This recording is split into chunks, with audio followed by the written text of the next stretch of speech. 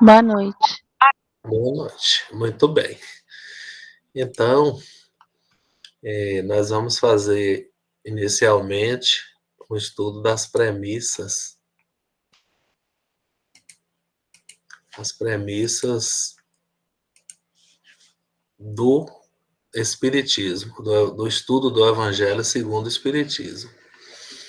Eu anotei, então eu estou compartilhar com vocês.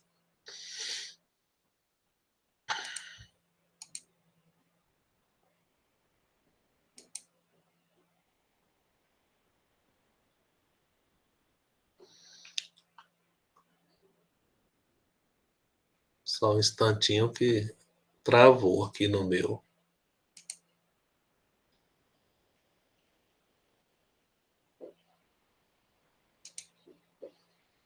Vocês estão escutando bem? O som está saindo normal? Sim. Parabéns, Rafa. Tá, tudo bem.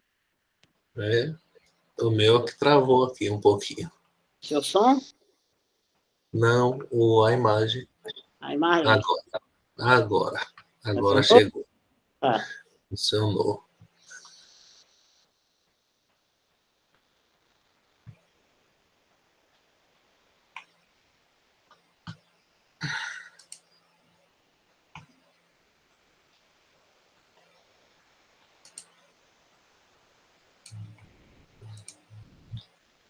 Pronto. Vocês estão vendo aqui esse documento do Word? Alguém pode... Sim. Sim, estamos vendo. Tudo bem. Então, aqui as premissas: Deus, o Espírito e a matéria, tá? Os elementos gerais do universo. Tá? Nossa inteligência suprema, Criador, o princípio espiritual e o princípio material. Quando individualidade inteligente, o espírito, quando ele é ligado à matéria, e sempre está vinculado, o espírito, desde o início, a gente chama alma. Então, nossa posição de encarnados são almas. Tá? O espírito ligado ao corpo. Bom, as premissas básicas do estudo de hoje já é a existência de Deus, a existência do Espírito,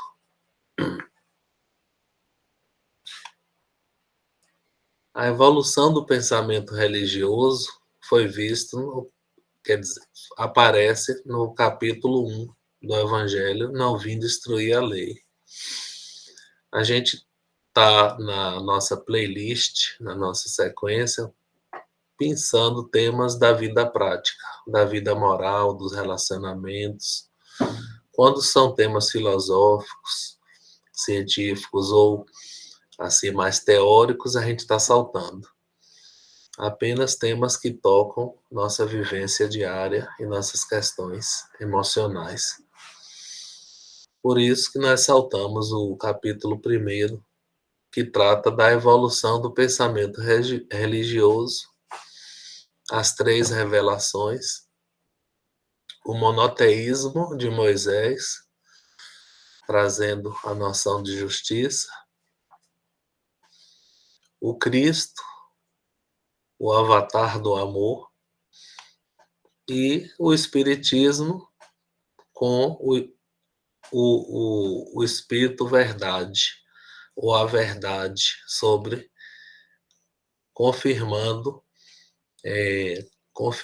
da mesma forma que o Cristo falou, não vim destruir a lei, o Espiritismo também fala, eu não vim destruir a lei cristã. A mesma moral, só que desenvolvida, explicada e completada. A outra premissa, que é a do capítulo de hoje, que a gente vai estudar, esse evangelho no capítulo 2, o meu reino não é deste mundo, quando fala da vida futura, a vida espiritual como a nossa verdadeira destinação, claro que já está falando, se existe uma vida futura espiritual, já está falando aqui, nas entrelinhas, da sobrevivência do espírito. No próximo capítulo, Kardec vai tratar das muitas moradas que existem nesse mundo espiritual. E no último das premissas, ele trata da volta do espírito desse mundo espiritual para o mundo físico. E essa volta é chamada reencarnação, que está no capítulo 4. Ninguém pode ver o reino de Deus se não nascer de novo. Feito essas premissas, o evangelho foi todo planejado, né, de Kardec. Vem o capítulo 5, que são como nós estamos, que é aflitos, sofrendo, tá? Então é o capítulo grande, bem-aventurados os aflitos. Depois é trazida a solução, que é o Cristo Consolador, onde o Cristo é apresentado, e uma sequência de 10 capítulos, que são as virtudes a atingir. E nós vamos ver uma a uma. Então, aqui está a premissa de hoje. Tá? Quem tem o Evangelho e gosta de acompanhar, eu vou seguir aqui compartilhando as leituras coletivas. A Bíblia do Caminho. Nós vamos pegar aqui o texto do João.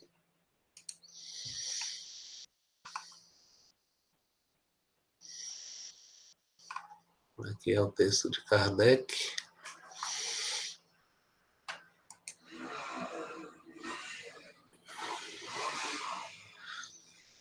Eu estou acostumando aqui com isso, viu? Ainda apanho para a apresentação. Vou chegar à guia que eu quero, porque são 3 iguais.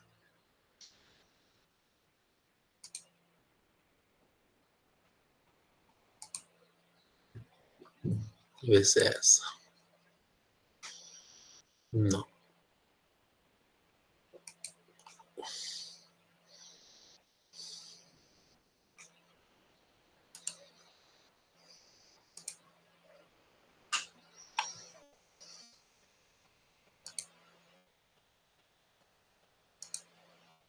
Aqui chegou.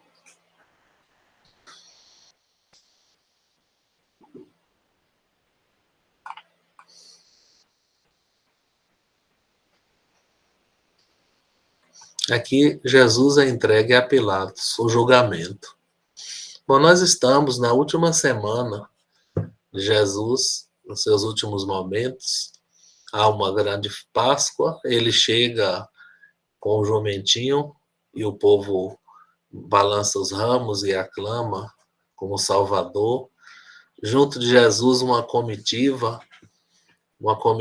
de camponeses, desde a Galileia, entrando pelo lado leste, tá? O lado leste, simbolizando a humildade, simbolizando o reino espiritual.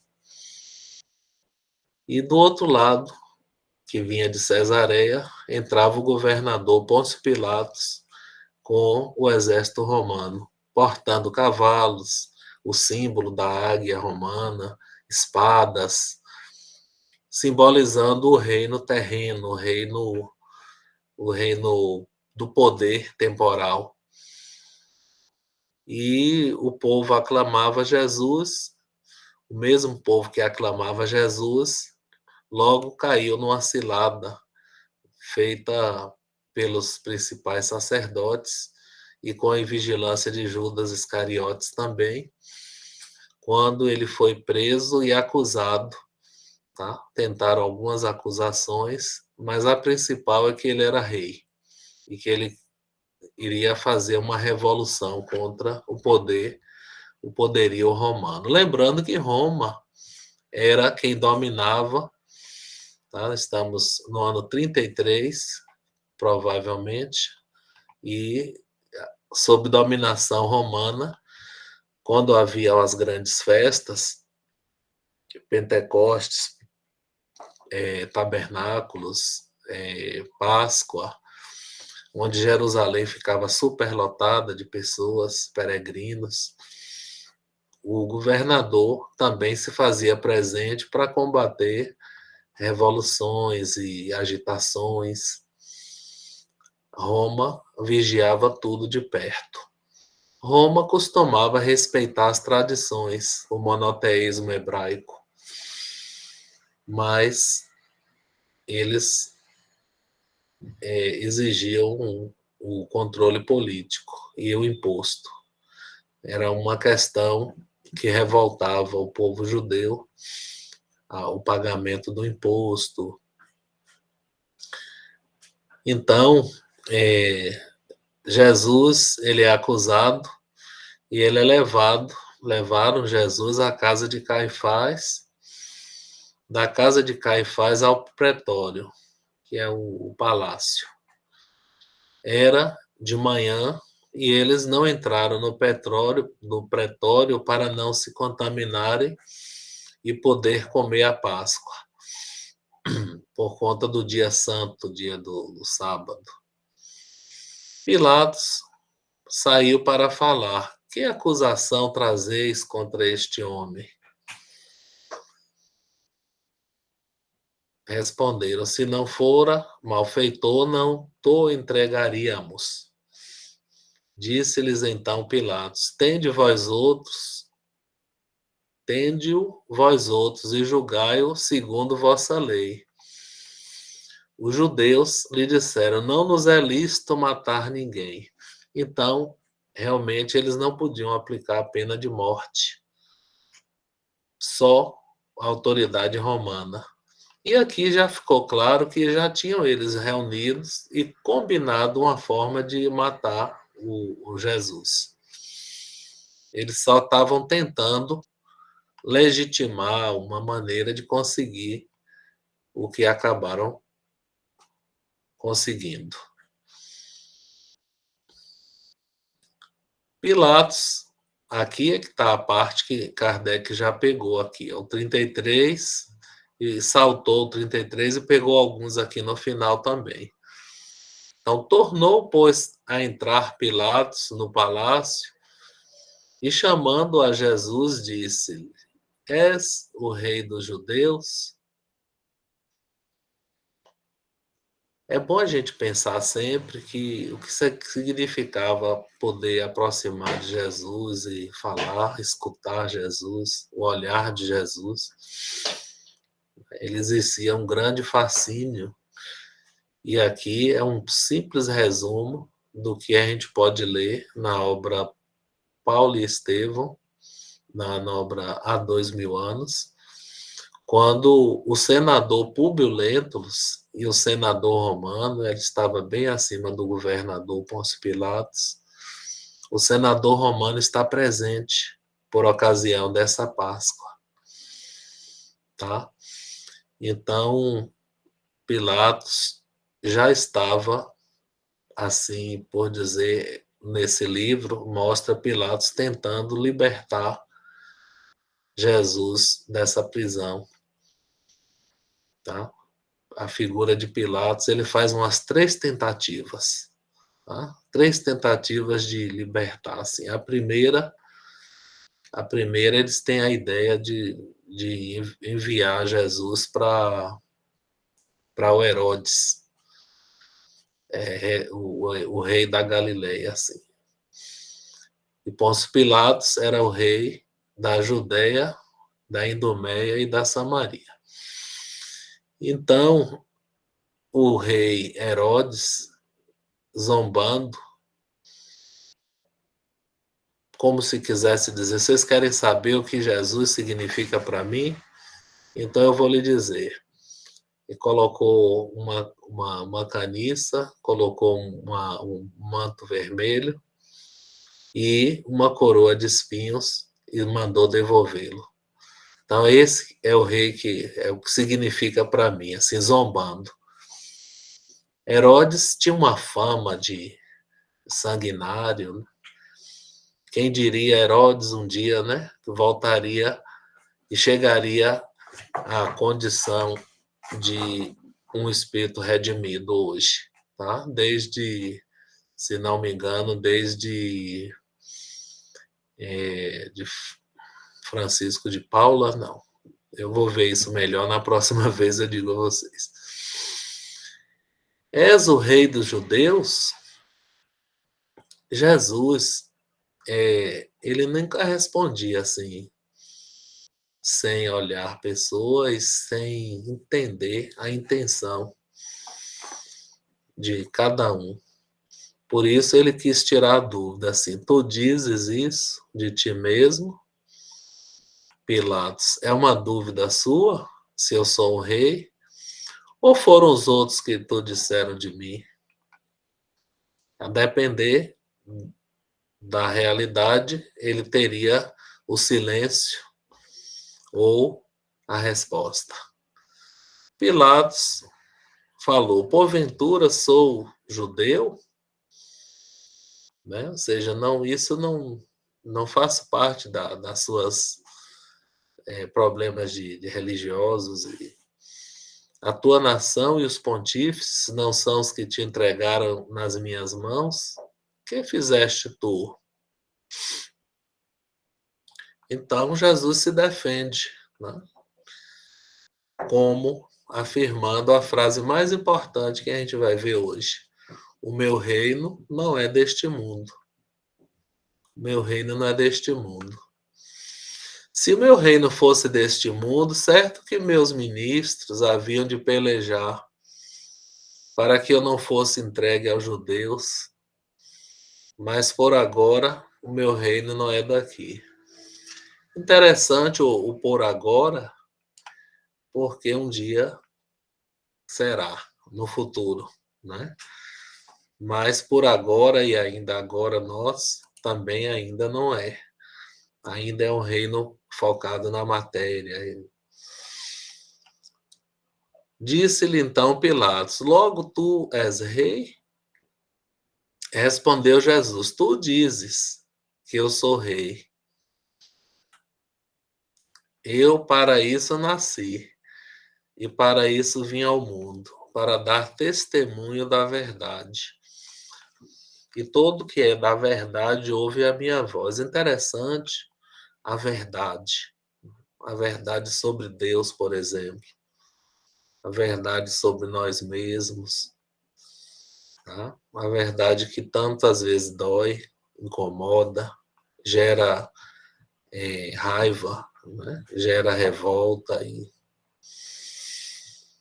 Disse-lhe Pilatos, e o que é a verdade? Era muito para Jesus responder, né? Jesus silencia. E Pilatos torna a sair para ver-se com os judeus e disse-lhe, não acho nele crime algum. Não acho nele crime algum. Então tiveram a ideia, a segunda ideia. A primeira foi enviar Herodes. Não funcionou. A segunda foi de chibatadas. Aparece no outro evangelista as chibatadas para acalmar, porque o povo estava gritando, o povo estava agitado numa obsessão coletiva, né?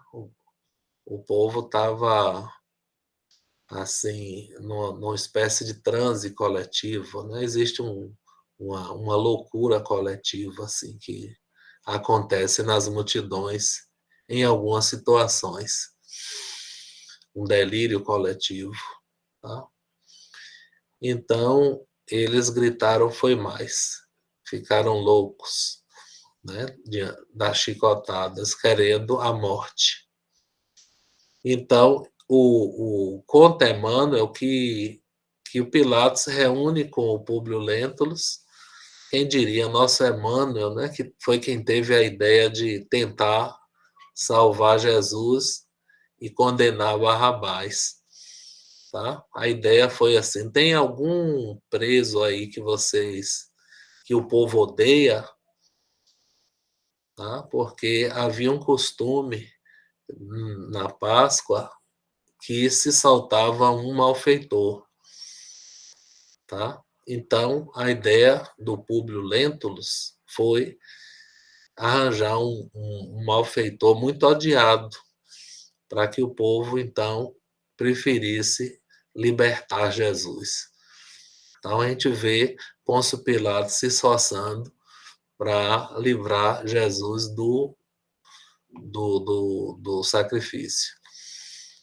Então, ofereceram Barrabás. Quereis vós, portanto, que vos solte o rei dos judeus?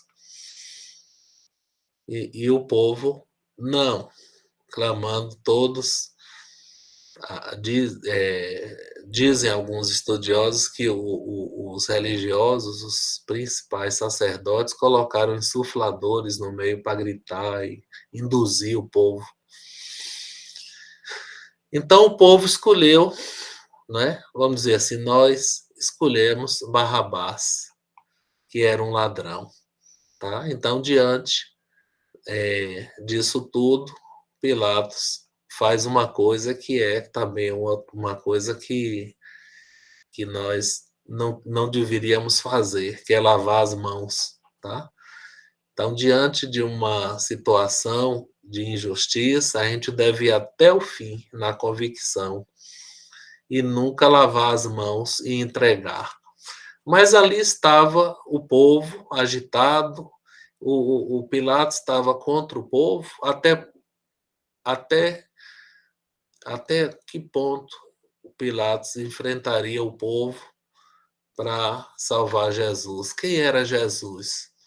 Tá? Ele não sabia quem era aquele Galileu, não sabia a importância quem era o Galileu e o governador do planeta, nosso, né? E aí tem um outro trechinho de Mateus que eu falei um dia desses, mas vou voltar aqui. Um outro trechinho de Mateus. Vou ver se é esse aqui. Exatamente. Aqui o povo gritou: seja crucificado, né? O governador Pilatos disse: mas que mal ele fez? Né? Antes ele perguntou: o que hei de fazer de Jesus que se chama Cristo? Olha a simbologia, assim, cada um de nós, assim, o que a gente faz com Jesus chamado o Cristo, tá? Ou seja, o que nós fazemos disso aí? É como se quem dizem os homens ser o filho do homem, né? E aí o Cristo volta para o discípulo: e vós, quem dizeis que eu sou, né? Então, não importa o que os outros dizem, importa o que para nós, o que significa o Cristo. Então o povo gritou: seja crucificado. E o governador diz: mas que mal fez ele? Então Pilatos, vendo que nada aproveitava e que cada vez era maior o tumulto, mandando vir água, lavou as mãos à vista de todos, dizendo: eu sou inocente do sangue desse justo. Tá? E aqui é a frase do povo, olha: o sangue, o seu sangue, o sangue desse justo caia sobre nós e sobre nossos filhos. Então, saltaram Barrabás e chicotearam Jesus para ser crucificado. Isso aqui faz a gente lembrar essa faixa de Gaza, né, que está em guerra e que sempre esteve em guerra, em conflitos, né? Olha o karma pesado aqui, assim, que o sangue desse justo caia sobre nós e sobre nossos filhos, sobre nós e nós também no futuro, nossos filhos, de acordo com as reencarnações.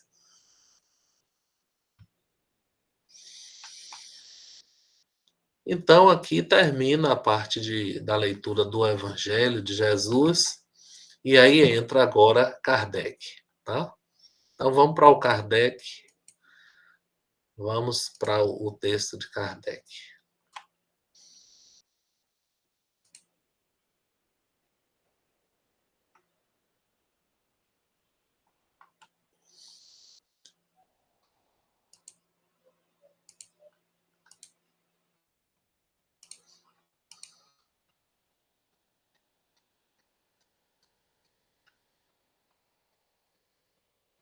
Antes de entrar em Kardec e Evangelho, gente, eu vou entrar aqui num trecho, na pergunta 919 do Livro dos Espíritos,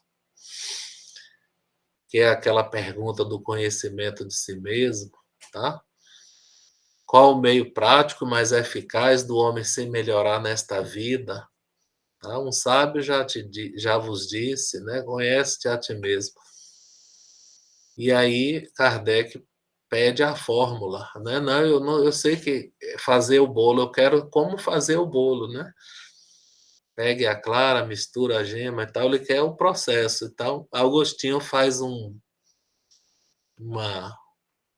um texto, e aqui no finalzinho, ele diz assim, vou pegar daqui, pois bem, né? Não constitui o repouso da velhice aqui. Não trabalhais todos os dias com o objetivo de juntar haveres que vos garantam repouso na velhice? Então, o indivíduo trabalha uma vida, às vezes pensando na aposentadoria. Não constitui esse repouso o objeto de vossos desejos? Ah, quando eu aposentar, vou viajar, vou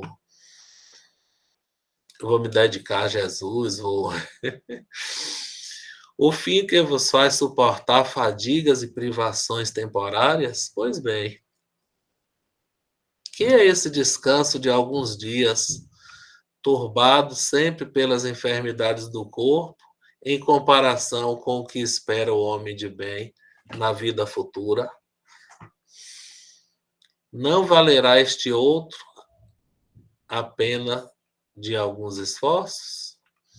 E a mais importante ainda é o finalzinho aqui. Sei haver muitos que dizem ser positivo o presente e incerto o futuro.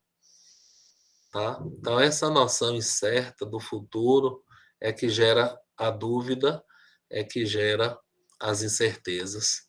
Ora, esta exatamente é a ideia que estamos encarregados de eliminar do vosso íntimo. Então, o Espiritismo chegou para eliminar a ideia da incerteza sobre o futuro, visto desejarmos fazer que compreendais esse futuro de modo a não restar nenhuma dúvida em vossa alma. Tá? Então, o cristão e o espírita devem ter a certeza absoluta da continuidade da vida futura. Por isso é que primeiro chamamos a atenção por meio dos fenômenos e depois por meio dos ensinos, das instruções.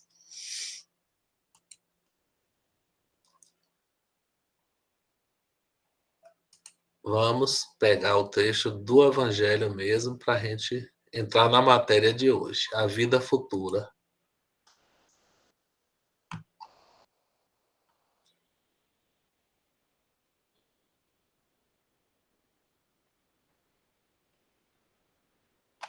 Deixa eu ver se...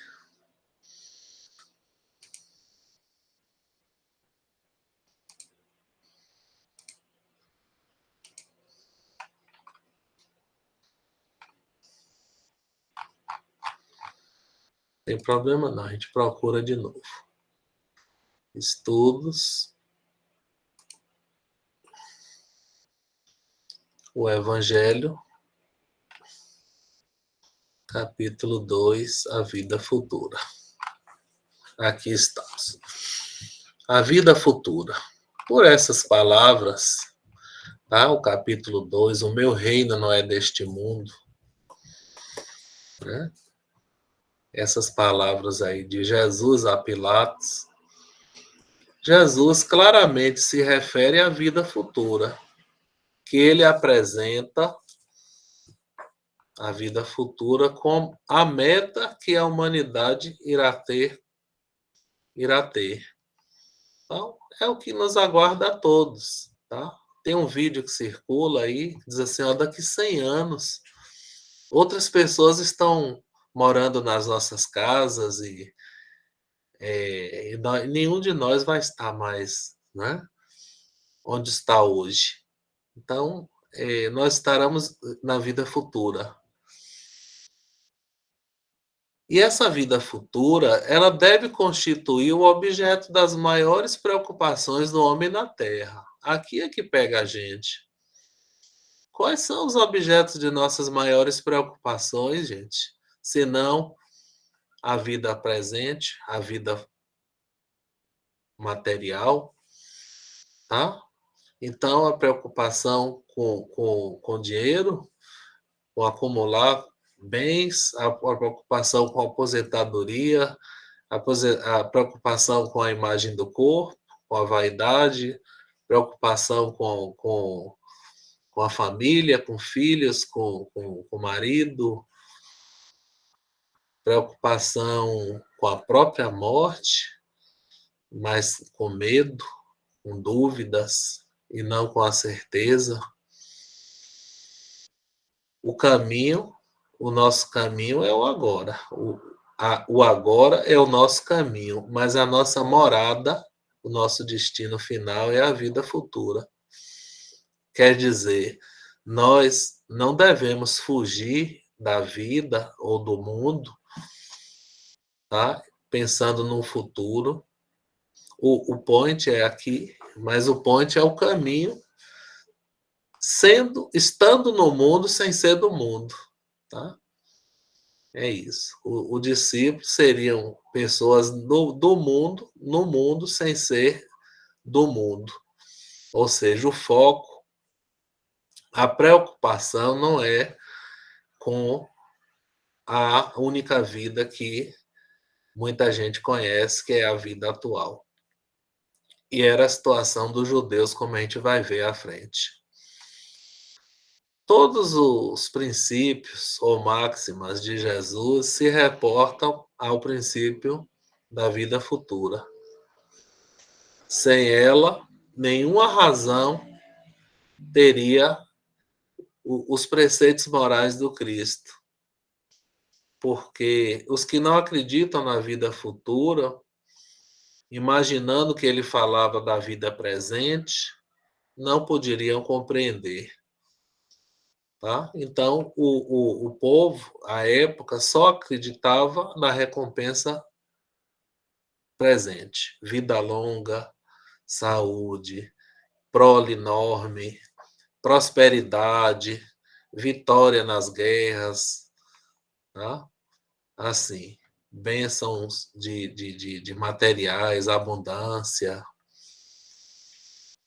O dogma é um princípio que se torna uma verdade, tá? Então, não existe cristianismo sem vida futura, tá? É um eixo do ensino do Cristo.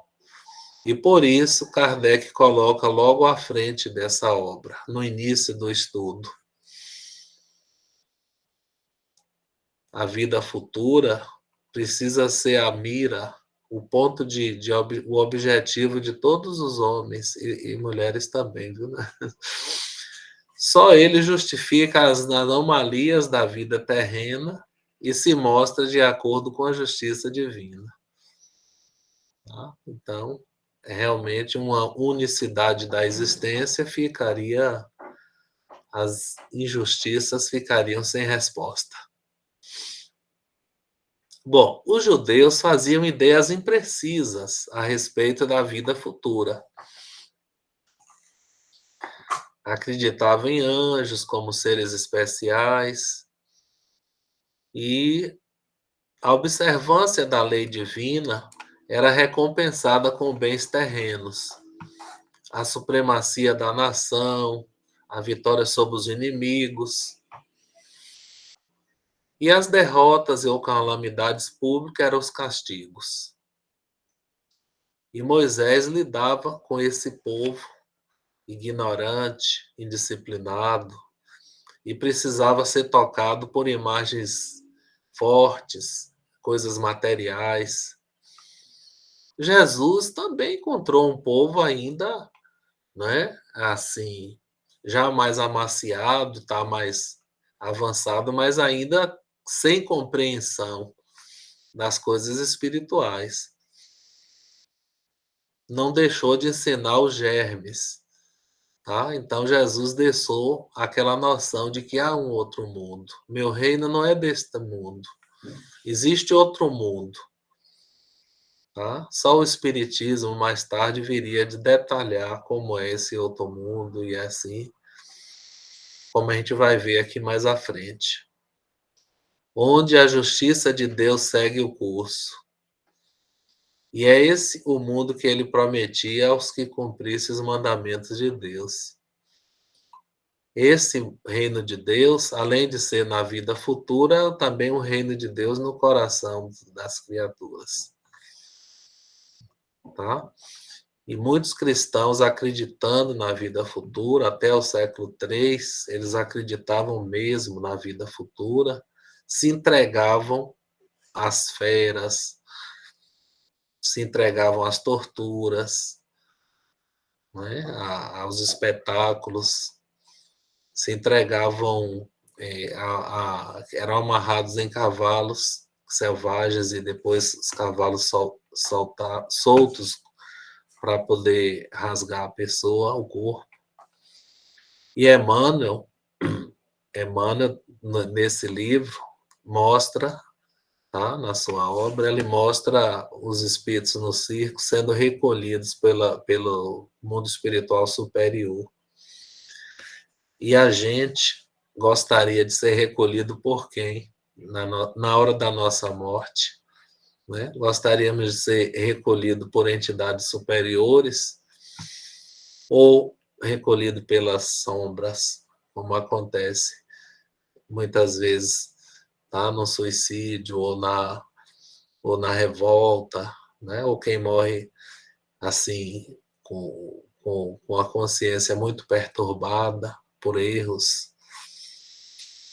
Bom, Jesus, conformando o ensinamento ao estado evolutivo, ao estado de consciência dos homens da sua época, não julgou conveniente dar a luz completa, o ensino completo, a verdade completa.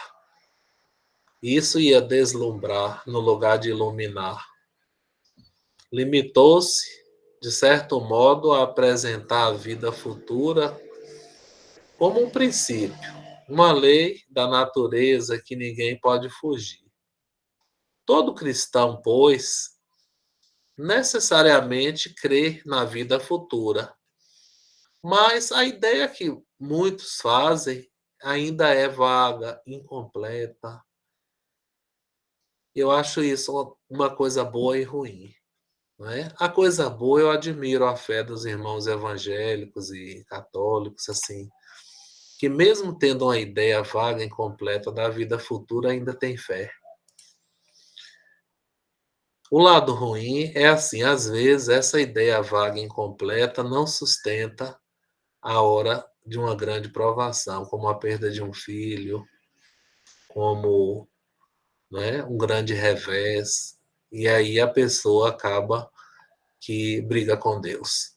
Ela não sustenta a fé. Mas necessariamente o cristão crê na vida futura, com ideias vagas e incompletas e falsa em alguns pontos. Para o grande número de pessoas não há apenas especulações, incertezas e dúvidas. O Espiritismo nasce no século XIX para completar. Tá? O Espiritismo é como um DCE da universidade. Né? Ele desenvolve, explica e completa. DCE, desenvolve, completa e explica o que o Cristo falou e em linguagem clara. O Espiritismo é a pegada da verdade, né?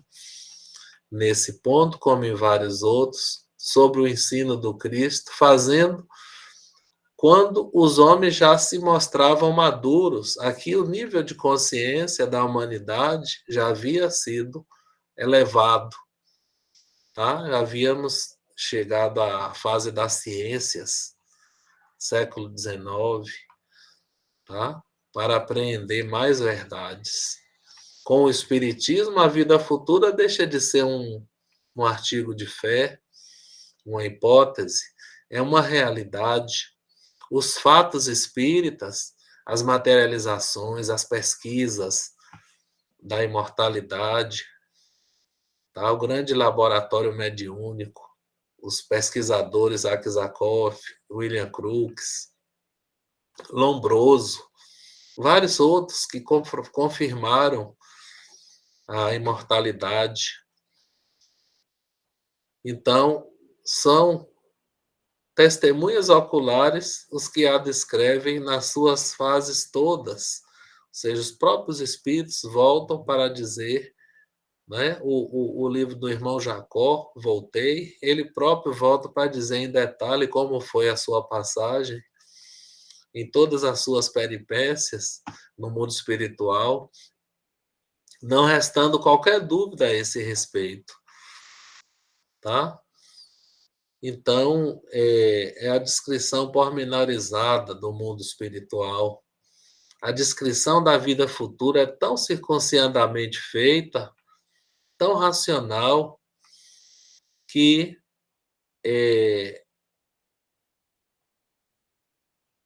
não pode ser de outra forma, tá? Fica patenteada a verdade, fica patenteada a verdadeira justiça divina. Então, o que é básico aqui? Agora a gente vai conversar um pouco. O que é básico é o seguinte, é que a maneira pela qual cada um encara a vida futura, a certeza da vida futura modifica a maneira como cada um encara os problemas, tá? Diminui o medo da morte, aí, Ivo, exatamente, diminui o medo da morte. O que é que muda, tá? Melhoras aqui para o irmão Freitas. Então, o que é que muda? A crença na vida futura diminui o medo da morte, diminui a maneira pela qual vemos os problemas, tá? Os problemas que parecem definitivos, eles se tornam passageiros, porque nós estamos aqui de passagem, né? A nossa morada verdadeira é a vida futura. O caminho é o agora, tá? Mas a reforma íntima é já por antecipação viver o reino de Deus, viver na vida futura. Então, a vida inteira eu reparei pessoas que chegaram no centro espírita, onde eu atuo, né? Nos centros espíritas que já atuei, e depois de um tempo, viu? Depois de um tempo, essa pessoa ela modifica a visão de mundo, a visão sobre a vida, a visão sobre si mesmo, sobre Deus, sobre as pessoas. E isso dá uma calma, isso dá uma resignação, modifica a qualidade de vida, né? As pessoas melhoram emocionalmente. Isso, qualquer um que trabalha em centro espírita, que tem quase todo mundo aqui trabalha, né? E já viu isso acontecer, tá? A visão se alarga, o foco sai desse ponto para, né, abranger a eternidade. O indivíduo deixa de ser um ego ambulante e passa a ser um espírito imortal, né? Vamos abrir a filinha aqui, que Messia já está com a mãozinha. Por favor, Messia. Nós, espiritualistas, nós que já nascemos com a mediunidade. Essa semana eu vi uma coisa linda, porque eu disse assim para uma pessoa, para a Ruth Brasil, nossa amiga, Eu encontrei com ela e disse assim, a mediunidade é um dom. Aí ela olhou para mim e fez assim, Mércia, você está atrasada. Aí eu disse, em que eu estou atrasada? Eu quero aprender. Ela disse, a mediunidade não é somente um dom, ela está marcada no neurológico desde que a gente nasce, porque a missão que a gente vem fazer aqui já vem catalogada, já vem programada. Eu tomei um susto e parei assim, eu disse, olha, eu já passei por tantas fases da minha mediunidade, e eu comecei a conversar com os espíritos com 10 anos de idade. E eu subia no pescoço do meu pai, segurava o pescoço dele e dizia assim, não é possível, quem é esse homem que está aqui na minha frente? Quem é esta mulher que está aparecendo? Meu pai dizia assim, são seres, você está com corpo físico, mas esses seres estão com corpo sutil. E para mim foi difícil, mas eu aprendi muito com ele. E quando eu vou vendo assim, a mediunidade, ela vai passando por processo de maturação, porque não é somente ver espírito, é você sentir que esses espíritos que aparecem são anjos da guarda, que eu não vou entrar com muitos detalhes, não vou dar aula aqui para vocês, mas de ver assim, são anjos da guarda que vão se categorizando, vão desaparecendo e outros vão aparecendo para nos ajudar. Porque viver na Terra é uma arte para enfrentar pequenos problemas, grandes problemas. Eu venho de origem católica, toda a família materna é católica, e origem espírita, toda a minha família paterna é espírita kardecista. Por que eu digo kardecista? Porque tem muitos anos que eu estudo Kardec. E quanto mais eu vejo, eu estava para desistir desse evangelho, porque eu achava que não ia ter muito tempo. Mas eu estou amando, Fábio. Todos vocês que estão aparecendo na tela, fala um pouco, mas eu aprendo muito. Sabe por quê, Binho? Porque, de repente, eu vejo que você está acrescentando vírgulas, pontos e vírgulas, admirações do que eu já sei. Porque se a gente acha que sabe muito, está muito enganado. Muito enganado. A gente sabe pouco da espiritualidade. E é fácil dizer, eu vejo o espírito desde 3 anos de idade. Isso não quer dizer muito, não. Porque outras pessoas não veem, mas sentem e seguem uma missão. Eu tenho amigas que me dizem, eu não vejo, eu não sinto. Eu digo, quem me disse que você não sente? E quando elas passam a me contar, eu digo, só aí a presença de um ser amigo. É mesmo, Messia. E aí passam a estudar. E quando elas começam a estudar, eu estou no meio do caminho. Eu não sei quanto tempo eu vou levar aqui, mas eu já não tenho mais muito tempo. E este futuro, para mim, alguém colocou, é uma resiliência, é uma paciência, é um estado de ser mais acalmado. Por que mais acalmado? Porque não adianta a gente brigar com a mediunidade. E se a gente não briga, todos esses rostinhos que estão aí vão me ajudando a reconsiderar o que eu ainda não sei. E eu sou muito grata por estar aqui. Não deixarei vocês, não deixarei de olhar para vocês, mesmo que vocês não falem. Eu olho com carinho essa senhorinha Alda me dando um meio sorriso, isso já é muito significativo para mim. Porque daí em diante a gente vai ajudando a ser mais gente. No ano passado eu fui a Israel. E quando eu queria muito a Israel, era meu sonho de consumo e meu sonho espiritual, porque é muito caro você chegar lá. E a Jordânia. Eu gostei muito mais de Israel. Sabe por quê? Quando o guia, que é uma pessoa iluminada, diz, aquela é a porta de Israel. Nós entramos por uma porta e eu entrei junto com a minha mediunidade. E eu dizia assim, meu Jesus, você ainda aqui, você ainda consegue estar aqui com a sua energia. E a proporção que eu andava, as lágrimas caíam silenciosas, eu não fiz nenhum escândalo, só dizia assim, obrigada, meu Deus, obrigada, meu Jesus, obrigada. Aí uma amiga do meu lado, que era do Brasil, a excursão era do Brasil, daqui da Bahia, a agência, e dizia para mim, mas o que é que você tanto sussurra? Eu fiz agradecendo a Jesus, porque ele está aqui, ele está aqui. Não é estar presencialmente, mas os fiapinhos, as fagulhas, as faúlas que são pontinhos de luz, descem sobre Israel, descem sobre Jerusalém. E eu ficaria com o resto da noite tagarelando, mas eu sei que eu não tenho muito tempo, aí já estou parando. A minha gratidão por estar aqui com vocês, de verdade. Viu, Fábio? Obrigado, que bom, né?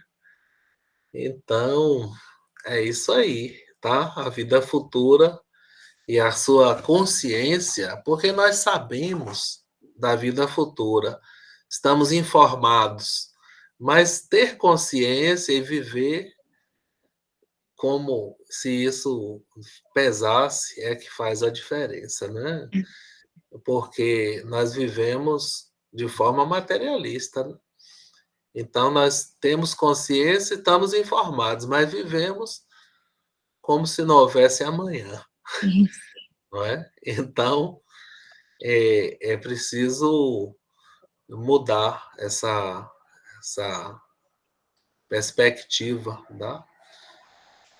De como é que a gente vai dividir o foco, dividir a atenção, assim, estando aqui, cuidando das coisas do agora, que é o caminho, mas de olho na morada, que é a destinação, a vida verdadeira, espiritual, que ninguém sabe quando será chamado, né? Quando a gente vê os amigos partindo, essa semana Zezé partiu. Quem foi do GPEC sabe, Zezé partiu. E a gente vai, né? Vai vendo que os amigos vão passando, tá? Uma hora chega a nossa vez, né? O buzeiro tá maduro, começa a cair um atrás do outro, né? Então você se sente um umbu prestes a cair do pé. E essa senhorinha Alda, né? O que diria em relação à mediunidade? Por coincidência, mestre, a nossa amiga Alda também é médium natural e convive com os espíritos. Gostaria de falar o que é que muda, Alda, isso para a vida futura?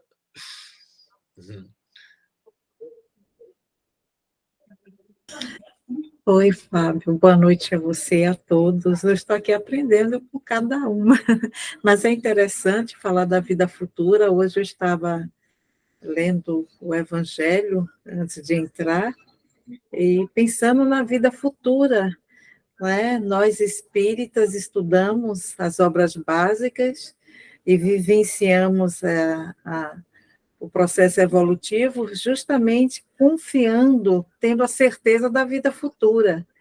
E você trouxe bem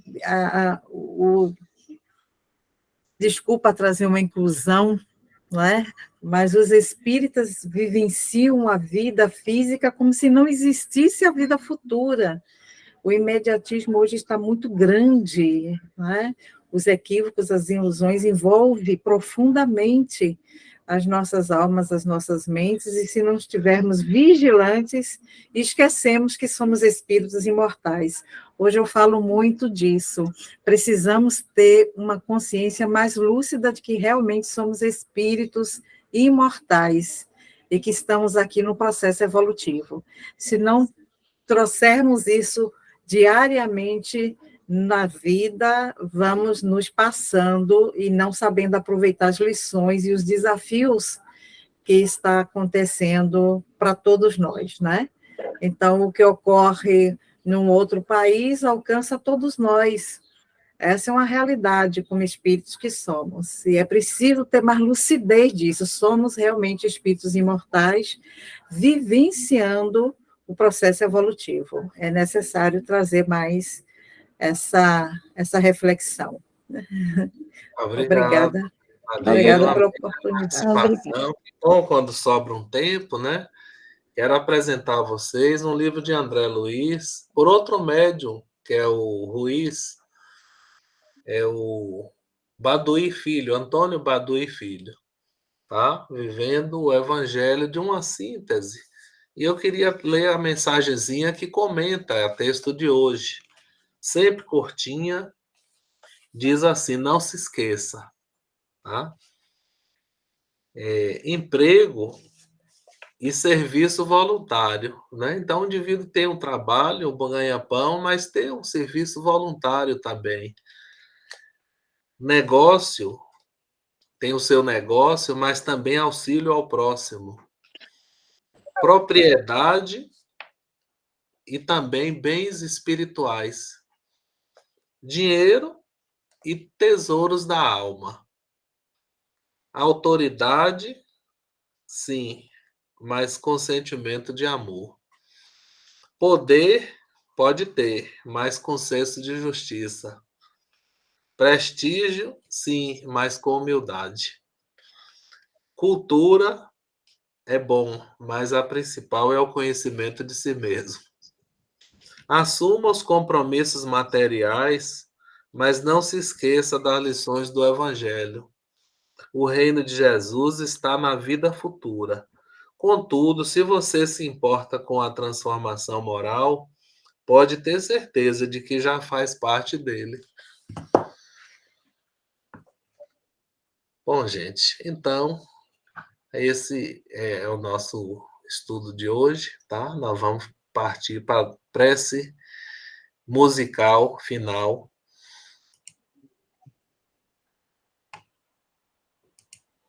A lição do silêncio. Desde que eu fundei a Suno lá em 2017, eu só invisto em ativos recomendados nas nossas carteiras.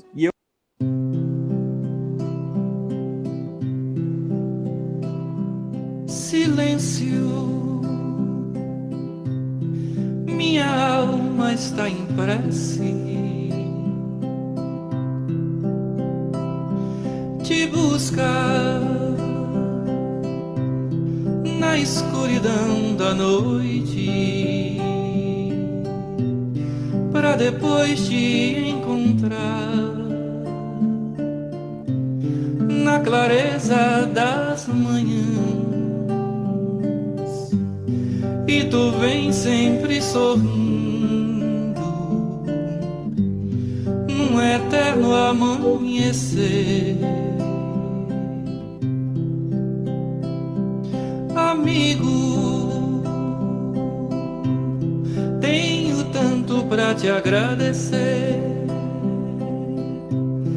Nos momentos mais tristonhos, te senti sempre presente, e nas horas mais felizes teu olhar me iluminava,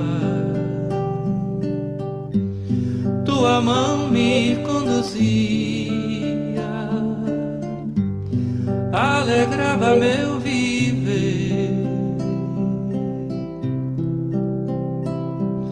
Na vida, quanta coisa por fazer, tanta fome pra matar, tanta sede a saciar, muita gente a conduzir nesta mesma direção. Fazer tudo nesta vida com amor no coração. Senhor, esta prece é para ti. Jesus, meu querido amigo, Jesus, meu querido irmão, luz do dia abençoada, paz na noite iluminada, certo e forte é seu poder. Eu queria docemente te oferecer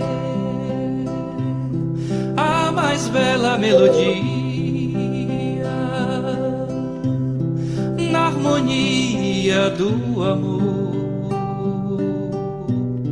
de viver todos os dias, fazer tua moradia no no meu templo interior.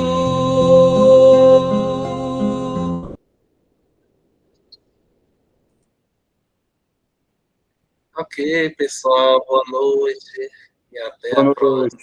Obrigado. Boa Gratidão. Boa noite a noite. todos. Muito obrigada, doutor. Foi ótimo. Boa noite. Boa Beijo pra todo noite. mundo. Boa noite, Alda. Boa Paz. Boa noite. Obrigada. Boa noite. Feliz semana. Oh, para todos, todos, todos e todas.